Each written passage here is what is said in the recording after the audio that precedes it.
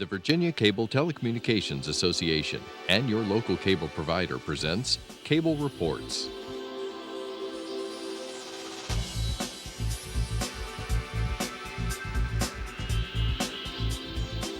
Join us now as Cable Reports brings you up to date on current issues facing the Commonwealth through discussions with your local legislators and other policymakers from across Virginia. From the General Assembly and the City of Richmond, I'm Woody Evans for Cable Reports, brought to you by the Virginia Cable Telecommunications Association and Comcast, connecting Virginians to their government. We're pleased to have two members of the Virginia Senate with us this morning. Senator Jeremy McPike, good to see you, sir. Good morning, good to be here. Senator George Barker, who just returned from a run. Good to see you, Senator. Good morning, great to be with you. So we're into the short 45-day session. How are things going so far, George? Actually, so far, I think they're going quite well. I think there's a common approach to things. There's not a lot of bickering, not a lot of arguing on things. I think there's consensus on the major things we need to do. I think we're going to make some investments with salaries for state employees and teachers, do those types of things. And I think that that's actually a good bipartisan approach on things. So. And Senator McPike, I understand, however, the committee assignments have yet to be made. That's right. We have a few new members of the Senate due to previous members being elected to Congress. And so there's two new members that were just sworn in this week, Mark Peake from Lynchburg and Jen McClellan right here from Richmond. So there's still some committee assignments that are pending. We expect in the next day or two to figure out what the rest of the committee assignments look like. So I take it you were present at the State of the State address given by the governor last week. Yes.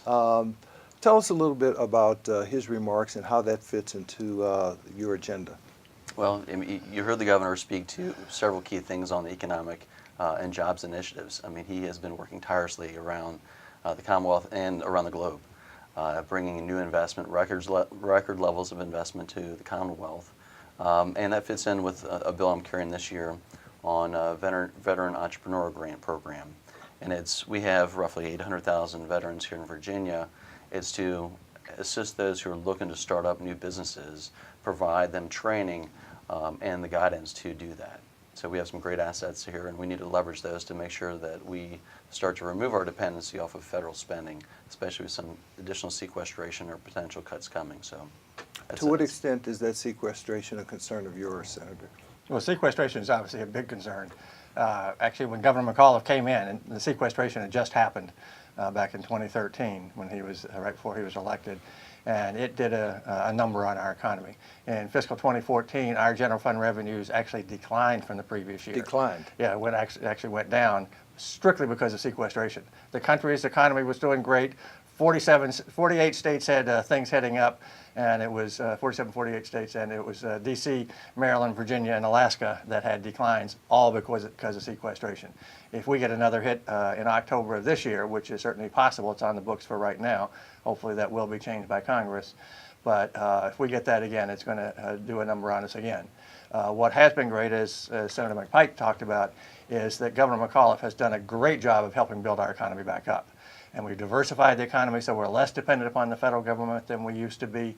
Our job growth has been outstanding lately, particularly in Northern Virginia. Over half the population growth for the entire state right now is in the core part of Northern Virginia, from Arlington and Alexandria out through Loudoun and Prince William. So we are coming back strong. We just don't need another hit right now. So.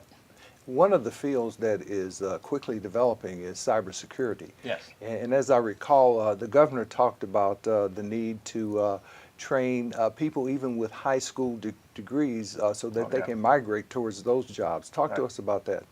Well, cybersecurity is certainly a very important field right now. And we knew that even before the Russians were hacking on things related to the election. But it's critical that we develop those types of skills and capacity. Virginia is a leader in that. One of the things that's been great under Governor McAuliffe's term is that we've really gotten involved in trying to develop the types of skills among our Virginians to meet the demands of the economy today. And one of those areas is cybersecurity. And actually right in Prince William at the Woodbridge campus at Northern Virginia Community College, they have a program specifically on that to help people get into that field. It's a high-paying field. It's vastly needed for our country right now, and the employers who are looking to hire people have difficulty finding enough trained people. So we're doing the right thing in getting people trained now. So obviously, Senator, workforce development, especially as that affects our community colleges, is a very important tool. Absolutely. Last year we passed high school redesign. The Board of Education is working through revision of what that means. The framework is to allow juniors and seniors in high school to, if they're not going to go to a four-year degree university, that they get real-world certification experience to account for their graduation. And so it really is the outcome of employment skills and real-world experience early on to help guide whether it's going to be certification in welding, whether it's going to be auto mechanics. I myself started out in construction 20 years ago. Having those skill sets and having the crafts skill set in this economy is going to continue to be important. Our buildings are run by computers now. Our cars are run by computers now. I mean, there really is a high demand in all areas, whether it be some of the vocational skill set or cyber and other certifications, and making that connection from our school system to places like Northern Virginia Community College and George Mason are just critically important. That's how we're going to compete. And of course, Senator Barker, we have a lot of veterans returning to the state who've garnered significant experience in theaters of war. For example, a lot of them have become highly skilled in terms of medical treatment. What are we doing in terms of ensuring that they can get certification without having to take courses? Yes, well, actually, just last year, I got through a bill through that, in essence, provides the opportunity for corpsmen and others who have been in the military and in the medical field, when they come back, to be able to use the skills that they have learned in the military under supervision with medical professionals, to be able to do that prior to even getting the licensure and certification types of things they will eventually need, and to use that so that they have a job, can make an income, and then can supplement that by going to the school to get the credits they need to be able to get licensed for various types of professions. So it means that they have the short term but also get the long term benefit out of it.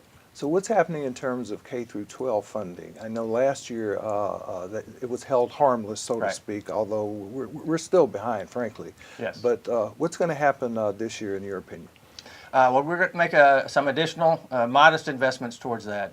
Last year we did make a major investment of about $1 billion total, the largest investment that we've made in Virginia history on that. But you are correct, we're still behind.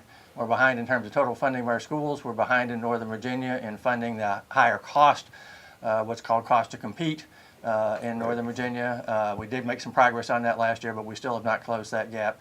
And we're also behind in terms of salaries for our teachers and school personnel. We're one of the wealthiest states in the country, but our salaries are teacher salaries are substantially below the national average. And if it weren't for Northern Virginia, we'd be almost the bottom in the entire country. Last year we had money built into the budget, but it was contingent upon revenues that did not materialize, so unfortunately was not able to go forward. That is the #1 priority in the budget this year, is getting salary increases for teachers and state employees. And I've been serving on a commission established by the Speaker of the House, so he was the sponsor of the measure to get it set up, that's dealing with employment, retirement, and pensions. And I have been hanging around here for 30 years, 20 before I got elected and 10 after. I've never seen a stronger bipartisan commitment, particularly on the part of leadership, to address the salary issues across the board for state employees and teachers. Right now we're losing too many state employees and too many teachers, even when they take the job, because they want to do the type of work that's there. Often within a few years they leave because their salaries are falling farther and farther behind the private sector, and they got to take care of their families. We need to take care of our state employees and teachers. Yeah, and a lot of pay compression. Yes. And folks that have been here for 5 years having the same salary as someone just joining the workforce today. So there's a huge issue of year over year, and that's sort of the point is it's not just a pay raise issue, it's a long-term deficit issue since the recession that's built up and built up and built up. Now we've really got to deal with it because we do have that significant impact to the workforce. And of course, teachers must be disappointed, even though the governor has indicated that because of the budget issues, he's still going to try to give them a bonus. subject to, of course, the General Assembly providing that. Are you hearing from teachers about that issue? Oh yeah, I mean the teachers, are fairly frustrated of, they've felt that, they know that, they a lot of times pay for school supplies, et cetera, out of their pocketbooks. At the same time, they've not experienced the same pay raise. Again, the pay compression issues, just a lot of frustrations. Glad to see some improvements from last year, but they're really waiting and looking for us to really follow up on some of our commitments. There's been some dialogue around school suspensions, especially K through 12, the use of school resource officers. What's going on in that area? Yeah, there's a couple of bills this year. I'm co-sponsoring a few of them in relation to how we're interacting with our kids. In fact, I had a kid who's in elementary school who's arrested, sort of acting, misbehaving out of class, certainly, but does that remain in the school? And the principal, I was bad occasionally as a kid. In elementary school, I got sent to the principal's office, and I learned my lesson.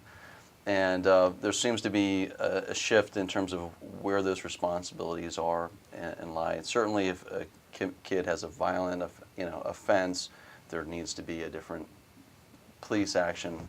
But there are several bills that are really looking to reform how the current context is playing out. Sure. And I think there is some genuine concern, and for good reason. Yeah, real concerns about sending kids to juvenile court Yes. and getting a criminal record, as opposed to resolving those issues at the school level. Yeah, there's those types of things, but and in addition, the suspension thing itself is huge. And part of the problem is that when you suspend a kid, particularly for an extended period of time, guess what happens? They fall behind in school. So what you're doing is you're, in effect, taking someone who may be struggling academically anyway and making it much more likely that they're going to fail. We need to turn that around. There are various bills, as Senator McPike talked about, to deal with the issue of long-term suspensions, shorten the amount of time for long-term suspensions, and have the long-term suspensions be focused almost exclusively at the middle and high school level to attempt to essentially eliminate any long-term suspensions for the elementary school level. Those I think don't make any sense, and in effect send the wrong message and deter the academic development of the student.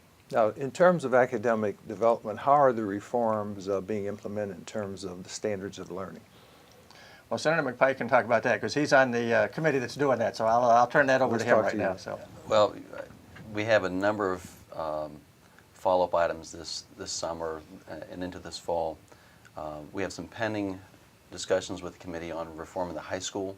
So we dealt with a number of reforms several years ago in relation to middle school and elementary school, reducing the number of tests.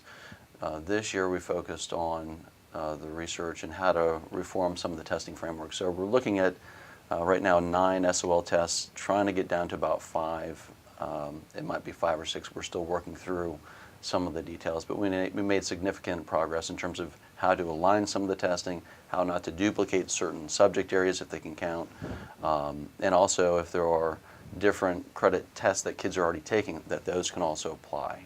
So we've been working through a whole matrix and framework, so we don't have, like I have a girl in high school, one in middle school, and one in elementary school, so I get it when the testing anxiety goes very high in my household. I feel it, I can assure you. And so I've heard from a lot of parents about, can we do this a little bit smarter? Now, I also understand there's a move to educate even younger children in terms of coding for computers. Mm-hmm. That's a really interesting venture. How's that proceeding, and any schools in your districts involved in that? Yeah, we do have several that focus in the IT field. We do have some that start out earlier. The challenge becomes we have a lot of different demands already for kids, and so carving out every kid going to the program is fairly difficult. But we do have some specialty schools that focus on the IT and cyber fields for kids that are interested, which is great. Sort of a hybrid of a public charter within Prince William County that the high schools focus on different specialty areas, which is great. So if a kid's got interest, they can pursue it and develop in that field. Great. Senator, our institutions of higher learning, how are they going to fare in terms of the budget? Right now, most of the institutions of higher learning have a 5% cut in their funding targeted for next year. We are hopeful we will be able to reduce that to a certain extent. I don't know how much yet, but one of the things that's good is our economy is coming back. Our revenues are up significantly this year through the first half of the year compared to last year, which was a little bit softer. It was an increase, but a small increase. One of the things that's significant is that general fund revenues in Virginia go like this. You know, one year they're up, the next year they're up only a small amount type of thing. So we have learned to sort of roll with the flow on those types of things, and I think we've done a good job with that. And I think we can get through where we are right now. We started out with basically $1.5 billion deficit over this biennium, and I think by the time we get to the end of this fiscal year, most that will essentially been eliminated. Are we ensuring that enough number of residents of the state of Virginia get admitted to our institutions of higher learning versus those who come from out of state? The numbers actually are pretty good, to tell you the truth, overall. Obviously, it's highly competitive at places like UVA and William and Mary, but in aggregate, the numbers are very, very high. The only institution that has a very high number right now is VMI, and partly because it's a unique school, one of the few that in the Citadel are sort of about the only two that are sort of have that type of background, so they do pull a lot of people from out of state. But actually, we're doing a pretty good job. We need to continue to grow some of the schools. There's a new school in effect in development down in Danville, Martinsville area. We need to make sure that does well over time and becomes a strong independent school, and we continue to develop capacity. We also have had some of the schools that previously had not been willing to expand that have expanded somewhat to be able to accommodate more Virginia students. It's competitive, but it's actually a good problem to have in many senses, because what it shows is that our higher education, public higher education institutions in Virginia are among the very top in the entire country. And so consequently, all our students want to go there, as well as a lot of people from other states. Sure. So. Talk to us about George Mason University. I think a lot of people don't understand. I think it has the highest student body enrollment in the state of Virginia. That's right. I am a undergrad, a graduate of Mason as well as graduate program. Mason's growth has been absolutely incredible. This Arlington Law Campus, the main Fairfax campus, and then the Science and Tech campus in Prince William, just outside of Manassas. They are combined with the Northern Virginia Community College, because they have a dual enrollment program as well, sort of the guaranteed admissions program. Really a great pipeline of kids learning early within an affordable framework for 2 years at Northern Virginia Community College, and then right into George Mason. So that pipeline is producing an extraordinary number of kids coming into the workforce with skills. Great. Transportation needs. That seems to be on the agenda every year here for good reason. What's likely to come out of this session in terms of future funding of capital construction projects?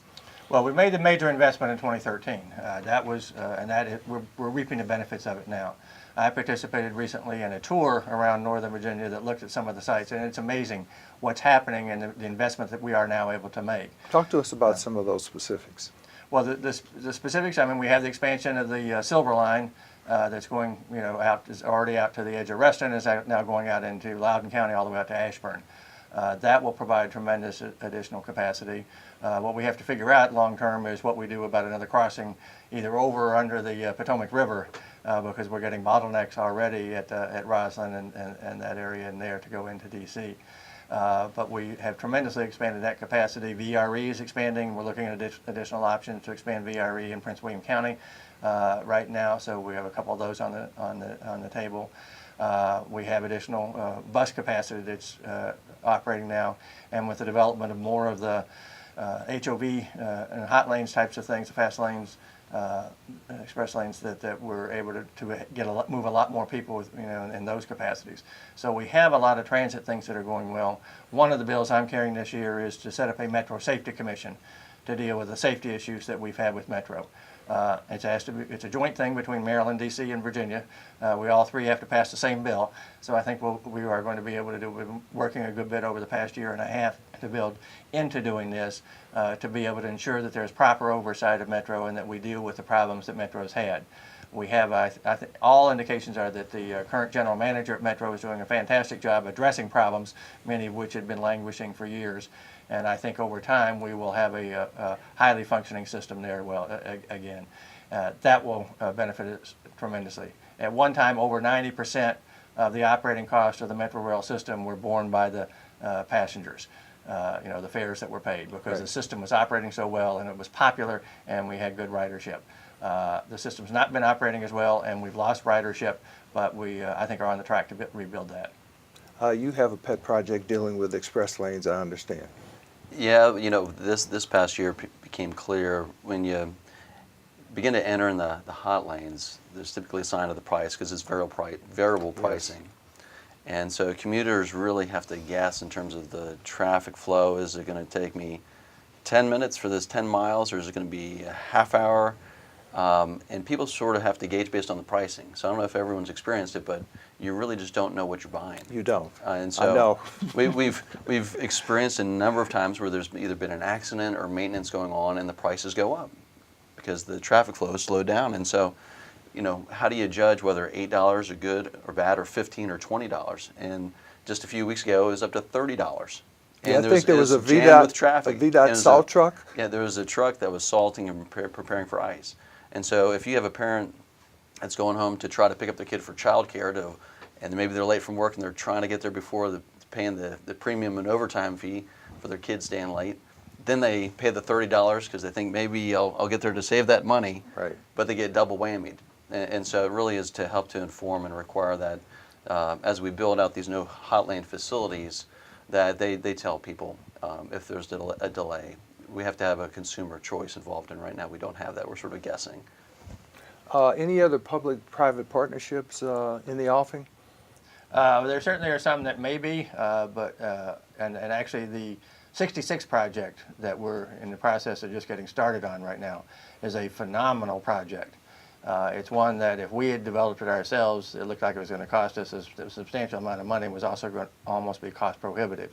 But we're working with a public-private partnership. We actually are not only getting it without having to put any state money in, but they're going to write us, a $500 million check at the start of the project, so that we are actually going to benefit, and we will be able to then do a lot of projects on surrounding roads because we don't have to put the investment into 66. Those types of things are hugely beneficial, and it was a competitive bidding process that led us to that benefit.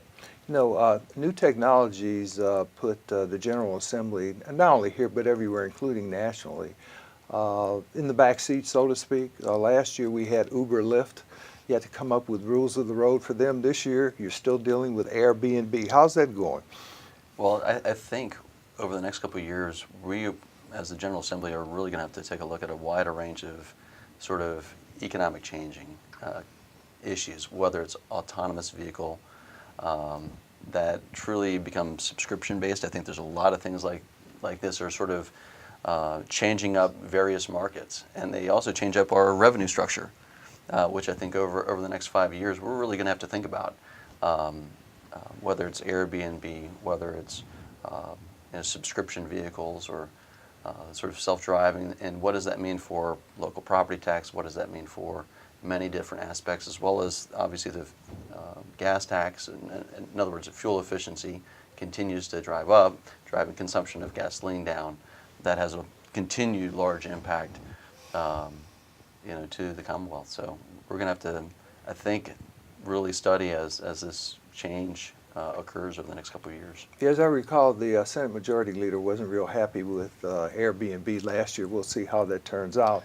We'll see. And actually, right now, I spent a lot of time this past year on a commission, a housing commission, and a committee out of that dealing with Airbnb. I can't tell you the number of hours we put in, and unfortunately, we did not come up with a recommendation at the end. I was pushing to get something that would be a statewide approach on things, would ensure that everybody paid their taxes, because right now, people who are using Airbnb are not paying any taxes. The localities are not collecting it. The state's not collecting it. And if things aren't resolved fairly soon, the state's going to have to step in and start doing that. And of course, last year I think there was some discussion around the use of drones, not only commercially but by our neighbors. That's another issue you're still wrestling with. Well, we've addressed it to a significant extent. So, but that's an ongoing issue. Actually, one of the issues I was dealing with on a bill yesterday was making sure that when there's an incident and the fire department's on the scene, that they have control of the airspace. So there aren't drones flying in and disrupting the efforts to deal with the fire or the types of rescue project that they're working on, and that you don't have helicopters and other types of vehicles that are negatively impacted by that. So as a volunteer firefighter and EMS, that's something that's important to you as well. It is.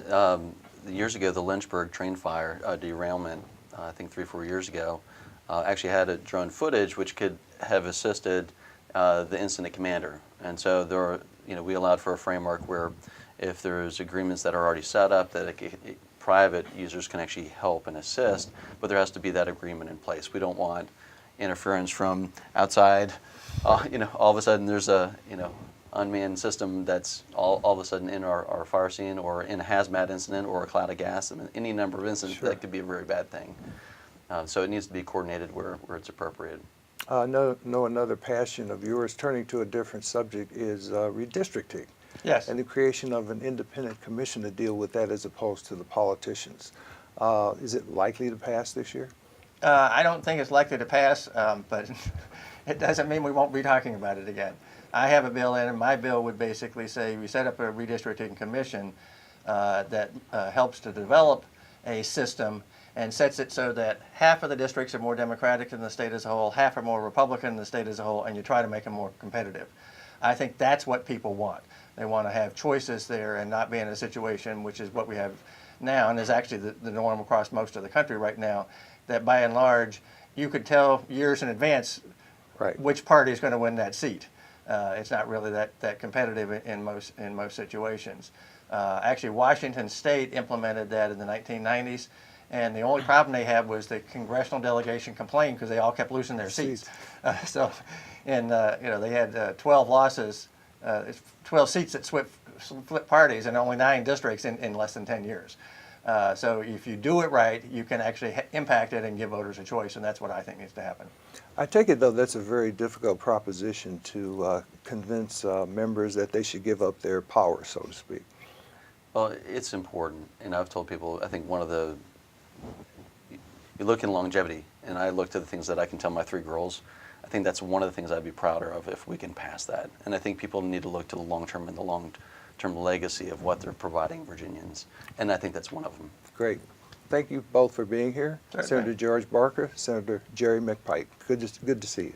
Thanks. Thank you so much. Thank you for watching Cable Reports, brought to you by the Virginia Cable Telecommunications Association and Comcast. Until next time, I'm Woody Evans.